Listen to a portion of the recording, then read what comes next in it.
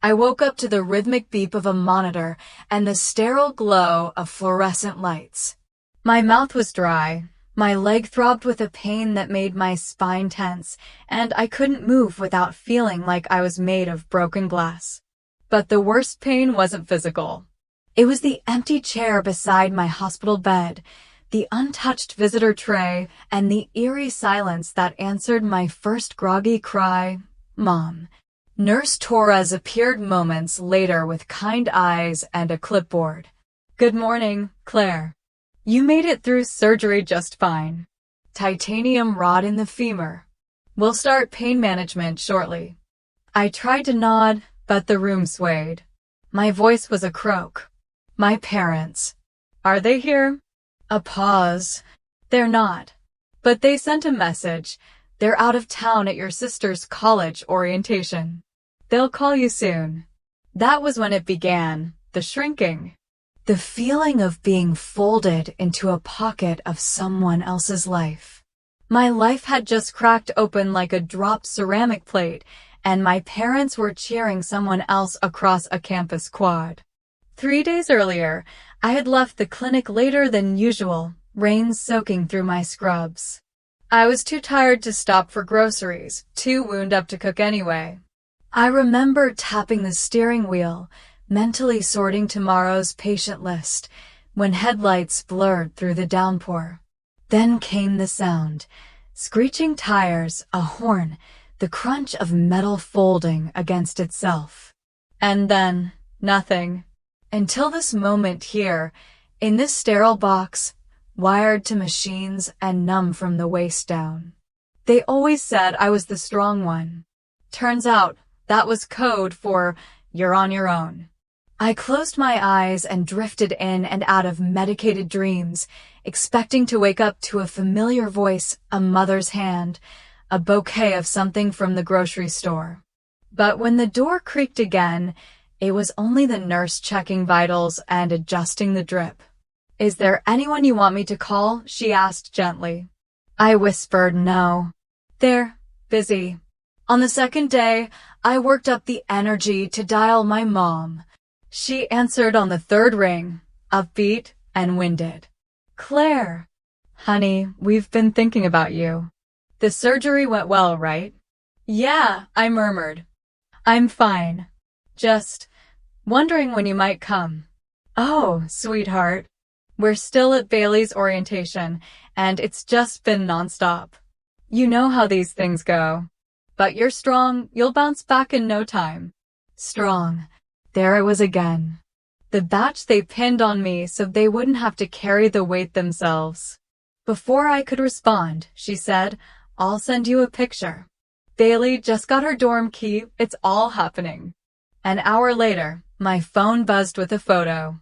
My parents, arms around Avery, all three beaming beneath a banner that read, "Proud of our girl." Balloons in the background. Laughter in their eyes.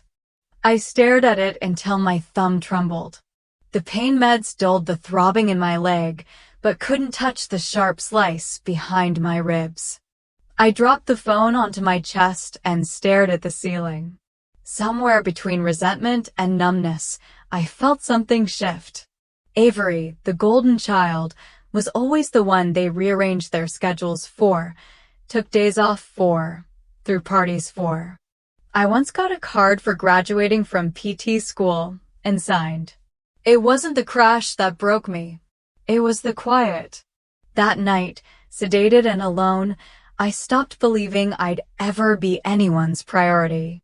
There's a kind of silence that doesn't come from the absence of sound. It comes from knowing no one's listening. They didn't forget me. They just never really saw me in the first place. The morning sunlight filtered through the hospital blinds, casting slatted shadows across the thin blanket on my legs. For a while, I lay still and listened to the faint beep of the monitor, to the hush of nurses passing in the hallway, to the creak of my own breathing. No new messages. Jenna showed up just after breakfast. Her presence didn't explode into the room. It folded in, like warm laundry or the smell of coffee at dawn. She brought grapes, a used novel with folded corners, and a cardigan that smelled like home. "You're still here," I whispered, voice raspy. "Where else would I be?" We didn't talk for a long moment. She sat beside me, peeling grapes with the edge of her nail like it was a sacred act. The air wasn't heavy, just aware. She didn't ask about my parents, and I didn't offer. Instead, I told her about the time I turned 18 and bought myself a cake shaped like a sunflower. They had been in Ohio Avery soccer finals. Jenna didn't interrupt. She just listened. Later that afternoon, a woman with soft eyes and a badge reading Michelle Torres, LCSW, walked in. She introduced herself like someone entering gently, not invading. "Sometimes when our body breaks," she said, "the rest of us takes the chance to reset, too." She talked about boundaries like they were actual things you could build. Like fences not to keep people out, but to keep your own peace in. I tried to repeat the word back to her. Boundaries. It felt like holding a seashell up to my ear and pretending to hear the ocean. Lovely. Foreign. Unreal. That night, I agreed to leave the hospital 2 days early. Jenna had offered her guest room. Not out of obligation, but because she meant it. "I'll bring your cactus," she said, like it was the most normal sentence in the world. And so we packed what little I had, a paper bag of toiletries, discharge papers, and that cactus in its chipped ceramic pot. I'd gotten it sophomore year of college. I had no idea how it was still alive. Her guest room had an old dresser that didn't close all the way, a quilt that smelled faintly of lavender, and a window that let in the hum of neighborhood life. Children playing. Someone mowing a lawn. The world kept moving. My phone buzzed once, then again, calls from Mom, and a cheerful group photo from the airport with Avery, who looked like a Gap ad for freshman year excitement. I didn't answer. I turned off my phone, blocked their notifications. For the first time, silence didn't feel like neglect. It felt like protection. Like armor made of nothing but space. I started scrolling through old emails, updates I'd sent about certifications I passed, patients I helped walk again, a speech I gave at a therapy conference. Most were unread. They always said I was independent.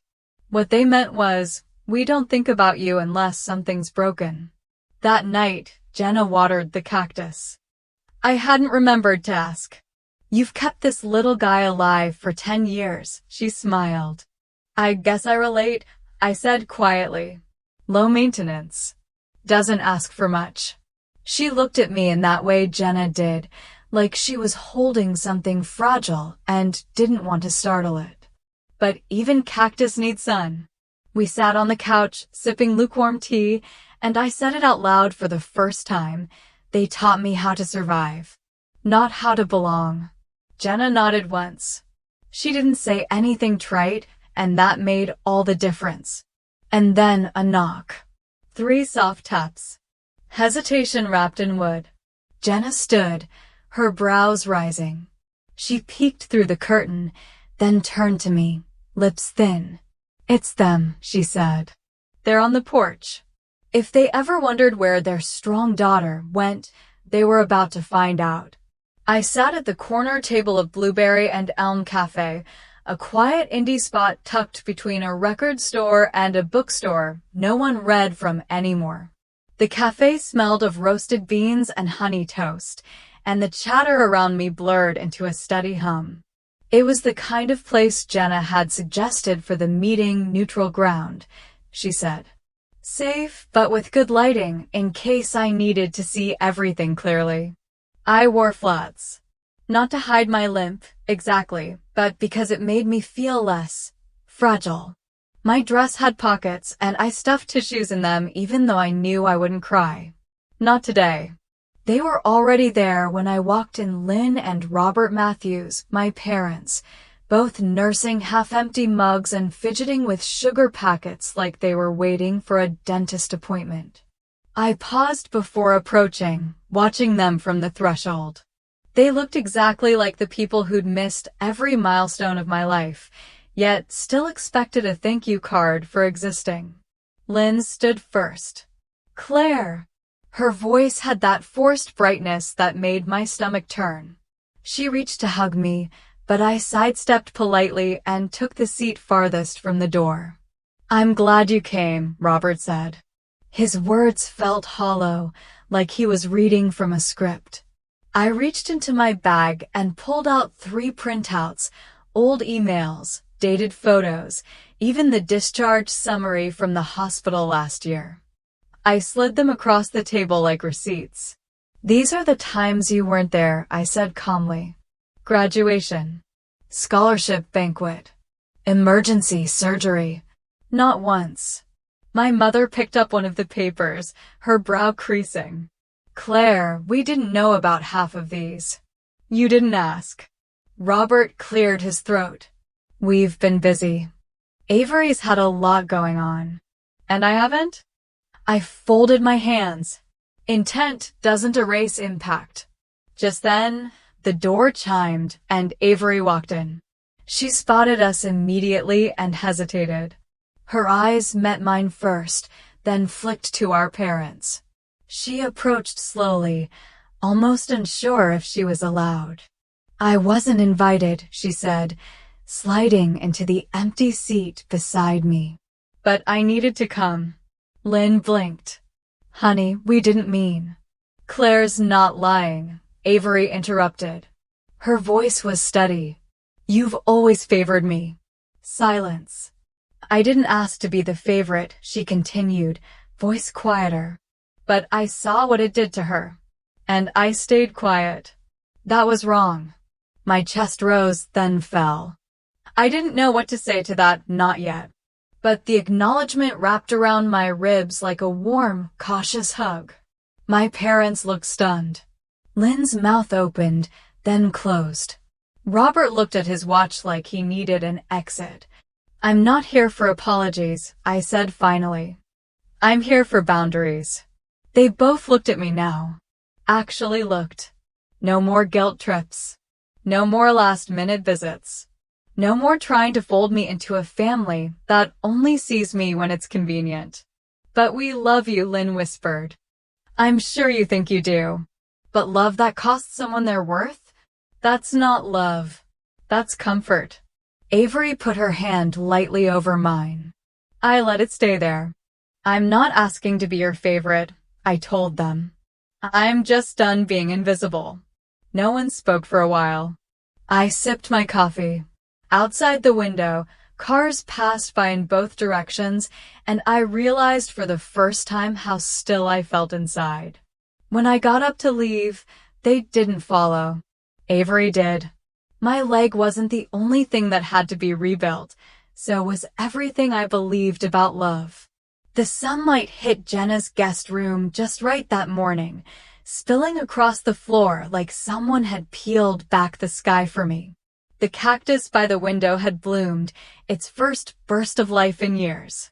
A small, waxy pink flower clung to its spine like it didn't realize how rare it was.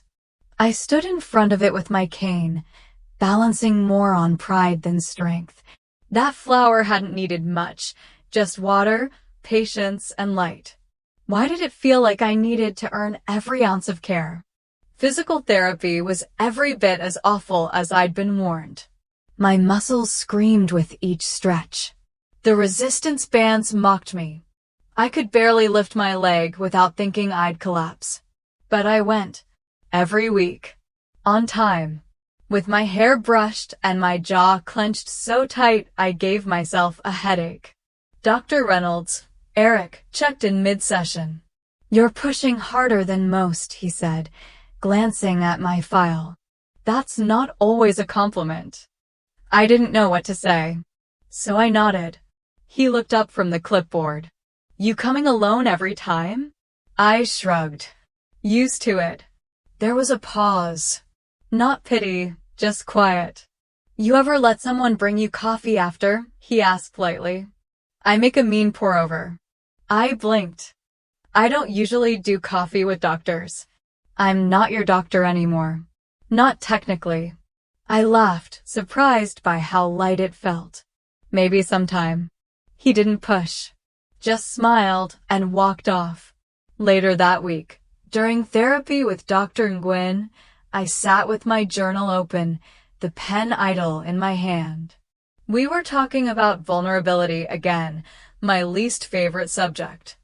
I don't know how to let people care without feeling weak, I admitted. She tilted her head gently. Can I tell you something? Sure. You're not weak. You're guarded. And guarded people usually come from emotional droughts. When love was inconsistent or came with conditions. The word drought hit me in the chest. I looked over at the cactus in bloom. That evening, Jenna came home with 2 cartons of berries and a bouquet of fresh rosemary. Dinner's on me, she declared, tossing her keys in the bowl. But you have to do the pot pie. I froze. Pot pie? You always said your mom used to promise she'd make it, but never did. I thought maybe you could. Rewrite it, I finished, voice small.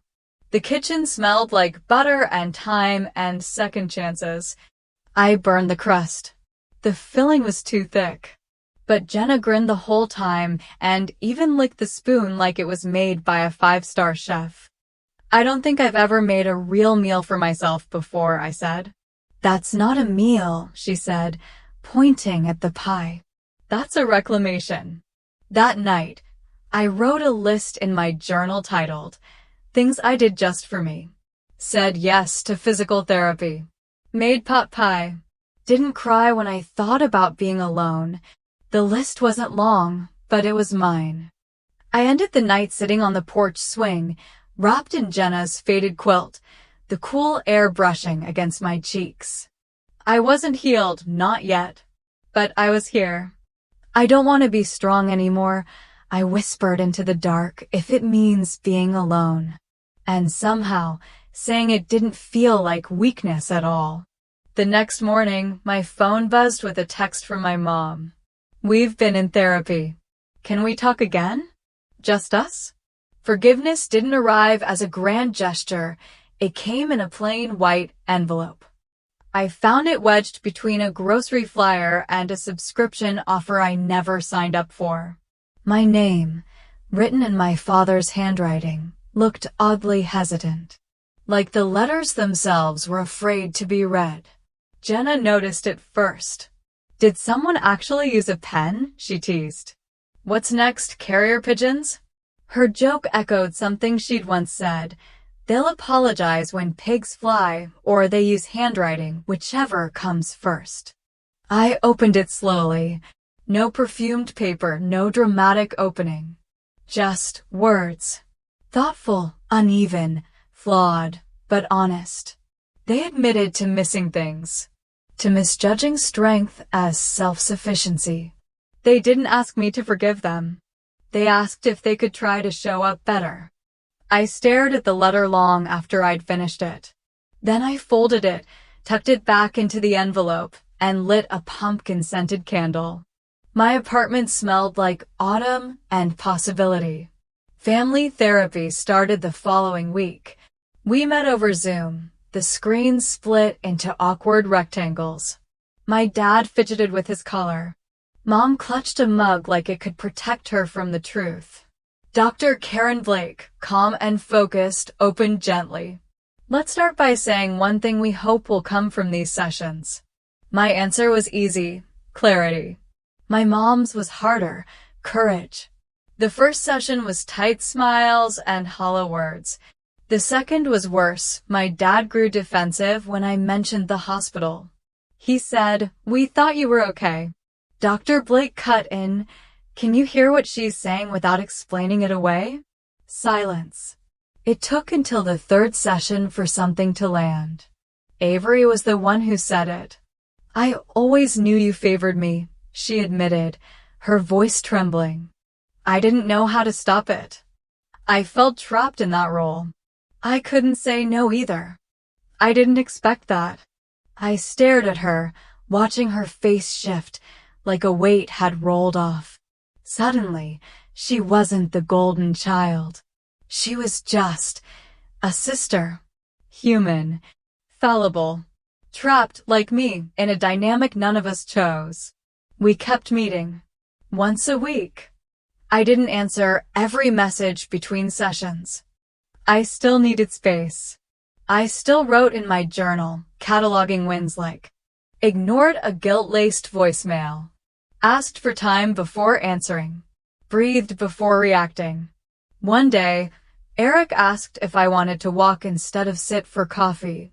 The sun was out and the air was crisp in that way only October air can be. I don't know what a healthy relationship looks like, I told him, my breath forming little clouds as we strolled. He didn't flinch. Me neither. I just know it should feel less like holding your breath. I nodded. That made sense. We stopped by a corner stand selling Honeycrisp apples and cider donuts. I bought 2 of each and gave him the better one. That felt like a step. When my parents invited me for dinner, I waited 3 days before answering. I reread the letter. I replayed therapy sessions in my head. I said yes. That Friday, I wore the navy sweater I always loved but never wore around them because it made me feel seen. The door creaked open, and for a second, I hesitated. Then I stepped inside. The living room smelled like sage and baked bread. There were 3 place settings, not 4. I looked to the right, and there, above the mantel, were 3 framed photos I had never seen before. Me at high school graduation. Me with my first patient. Me in a wheelchair, smiling with a keep going poster Jenna had made. For the first time, I saw myself on their walls. The porch lights flickered on just as the first guests arrived. I stood in the doorway of my new home, gripping a chipped ceramic bowl full of chips, smiling so wide it almost hurt. I'd never hosted anything before, not like this. Not in a house with my name on the mortgage, not surrounded by people who saw me. Jenna was the first to show, her arms full of wine bottles and something wrapped in foil. You bought string lights, she said approvingly, nodding to the ones I'd painstakingly draped around the porch railing. Look at you, suburban glow queen. I wanted it to feel warm, I said, brushing dust off my jeans. You know, like a real home. Inside, friends from the clinic filled the living room. Someone started Christmas jazz on low volume, and the scent of cinnamon and something vaguely burnt drifted from the oven. I didn't care. The burnt cookies weren't the story tonight. The doorbell rang again, and this time it was them, my parents. They stood on the stoop, awkwardly bundled in scarves and holding a long, flat package wrapped in gold paper. Behind them, Avery lingered, hands in her coat pockets. Dad began, shifting from one foot to the other. We brought something. I stepped aside, and they walked in slowly, like they were still testing the gravity here. No one said much at first.